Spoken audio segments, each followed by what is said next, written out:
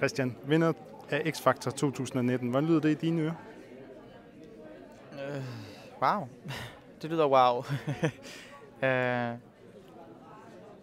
Ej, get yourself together, man. Jeg kan slet ikke... Ej, I'm sorry. Det er overvældende, kan jeg se på dig. Ja! Det er ordet. Eller et af dem. Ja. Ja. Du sang jo foran et Fyldforum Horsens. Du er fra Horsens af. Betød det noget specielt for dig? Ja, det betyder rigtig meget. Altså, det sekund, jeg fik at vide, at finalen var i Horsens, var sådan, okay, nu vil jeg rigtig gerne med til den. Men på det tidspunkt virker det jo virkelig bare for lov at stå her, altså i finalen. Så det her virker, ja, meget, meget uvirkeligt. Sofie Linde fortalte jo på scenen, du er en kæmpe X-Factor-nørd.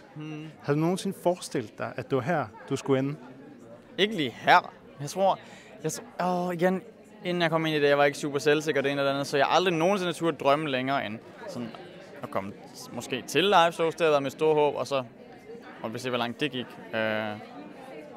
Jeg stillede op i flere sæsoner før, hvor målsætningen også bare var bootcamp, bare ligesom at få anerkendelsen for at vide, at du kan godt synge, og så få sparket og gå ud og arbejde med et eller andet. Du har vundet en pladekontrakt. Du har vundet en koncert på Smukfest. Hvad betyder det for dig? Det er da vildt. Jeg virker sindssygt utaknemmelig. Og det er jeg overhovedet ikke. Jeg er virkelig bare, wow. Wow. Hvor jeg hader det her. Ikke det her. Jo, nej. Jeg hader, jeg ikke ved, hvad jeg skal sige. Og til sidst, Christian. Din drøm er gået i opfyldelse.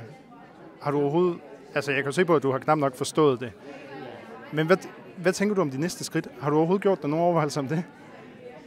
Nej. Det var det mest uhyggelige, der gik videre fra bootcamp. Den der idé om, at nu er jeg videre til live shows. Det var min drøm. Hvad så, når vi er færdige her? Hvad skal der så ske? Og sådan, fordi det er noget, jeg har drømt om i 12 år. Så ja. Hvad skal der ske bagefter? Og sådan har jeg det lidt stadig. Super. Tak, Christian. Selv tak. Og tillykke med det. Tak.